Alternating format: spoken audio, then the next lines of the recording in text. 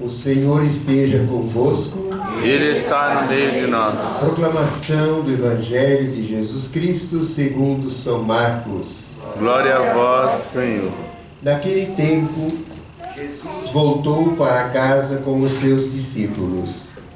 E de novo se reuniu tanta gente que eles nem sequer podiam comer. Quando souberam disso, os parentes de Jesus saíram para agarrá-lo, porque diziam que estava fora de si.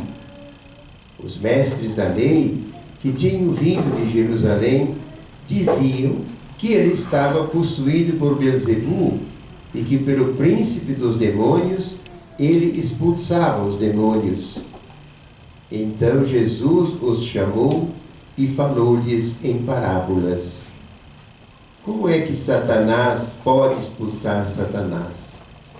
Se um reino se divide contra si mesmo, ele não poderá manter-se. Se uma família se divide contra si mesma, ela não poderá manter-se. Assim, se Satanás se levanta contra si mesmo e se divide, não poderá sobreviver, mas será destruído. Ninguém pode entrar na casa de um homem forte para roubar seus bens sem antes o amarrar. Só depois poderá saquear sua casa. Em verdade vos digo, tudo será perdoado aos homens, tanto os pecados como qualquer blasfêmia que tiverem dito. Mas quem blasfemar contra o Espírito Santo nunca será perdoado, mas será culpado de um pecado eterno. Jesus falou isso porque diziam, ele está possuído por um espírito mau. Nisso, chegaram a sua mãe e os seus irmãos. Eles ficaram do lado de fora e mandaram chamá-lo. Havia uma multidão sentada ao redor dele. Então lhe disseram, tua mãe e teus irmãos estão lá fora à tua procura. Ele respondeu, quem é minha mãe? E quem são meus irmãos? E olhando para os que estavam sentados ao seu redor, disse, aqui estão minha mãe e meus irmãos. Quem faz a vontade de Deus, esse é meu irmão, minha irmã e minha mãe. Palavra da salvação. Glória a vós, Senhor.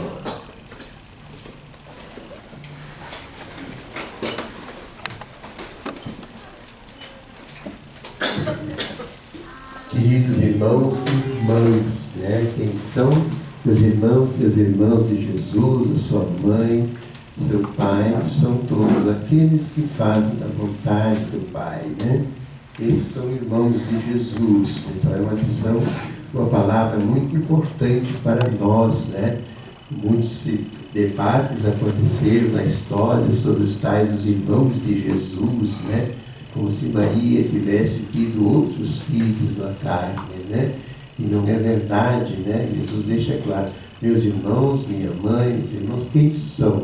Meus primos, meus pais, são todos aqueles que fazem a vontade de meu Pai.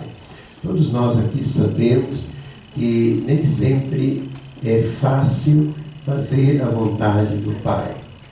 Muitas vezes nós não queremos sequer fazê-la, embora a conheçamos e saibamos qual é a vontade dele a respeito de nossa vida pessoal, de nossas famílias, e de todas as realidades das quais nós fazemos parte.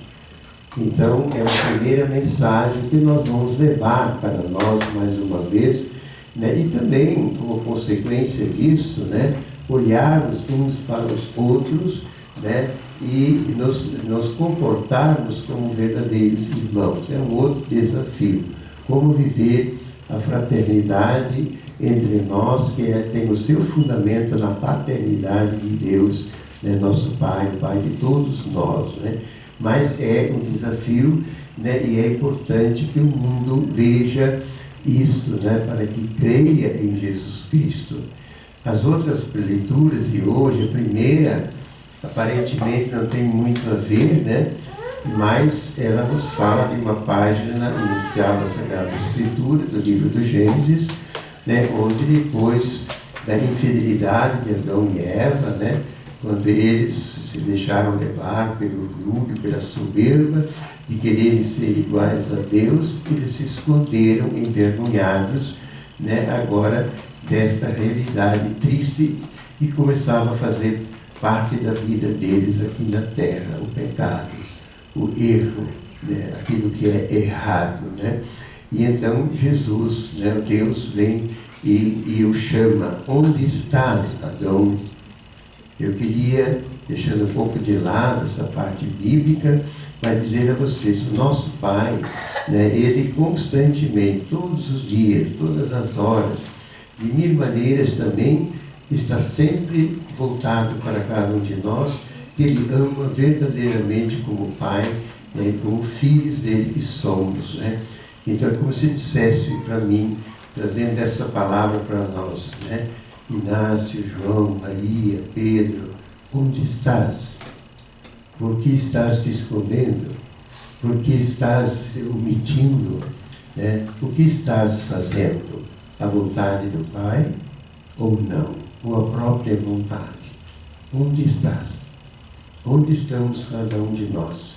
Não no sentido apenas local, aqui ou ali, nesse colégio, em casa, na escola, na faculdade, no trabalho, mas onde estamos em relação à fraternidade e à nossa filiação divina, né? Como estamos percorrendo esse caminho de santificação, de conversão, né? E de missão também como Igreja de Deus que somos aqui no mundo. Então são perguntas pequenas que vamos levar conosco. E todo o Evangelho, né, e mais uma vez centraliza na pessoa de Jesus Cristo. A parte bíblica diz que, que porém inimizade entre ti e a mulher, né, e entre a tua descendência e a descendência dela.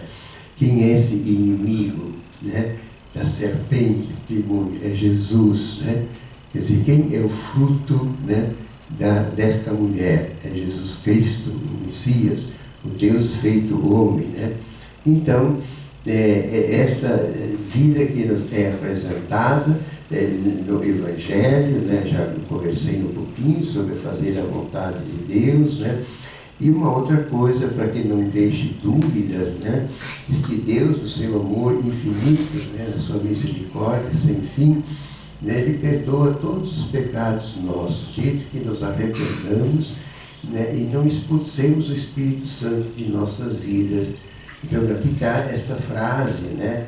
Muitas vezes as pessoas não entendem direito. Quem blasfemar contra o Espírito Santo nunca será perdoado, mas será culpado de pecado eterno. Então, a maioria de nós já sabemos a correta interpretação do que Deus está aqui nos dizendo. O único pecado que Deus não pode perdoar, não porque não tenha poder e não queira, mas porque nós não nos pusamos ao arrependimento e não queremos deixar uma vida errada, um vício grave, uma situação totalmente contrária aos mandamentos, à santa lei de Deus. Então, essa atitude mental, né, com a decisão do nosso conhecimento e nossa vontade livre, né, enquanto nós não mudamos, esse é o pecado contra o Espírito Santo, né? Exatamente porque nós então expulsamos, né, Deus de nossas vidas. E enquanto permanecermos nessa situação, não há perdão possível. Então, confiantes, né, e sem desanimarmos, como fala também a segunda leitura, na de São Paulo, aos Coríntios, assim, né, por causa de nossos sofrimentos, tribulações momentâneas, diz assim, que acarreta para nós uma glória eterna e incomensurável. Todos nós passamos por dificuldades, por situações em todos os níveis também. Então, não desanimar, continuar a acreditar na presença de Deus e na realização do seu projeto na vida de cada um de nós, na sua igreja, na nossa comunidade missionária de Emmaus, né?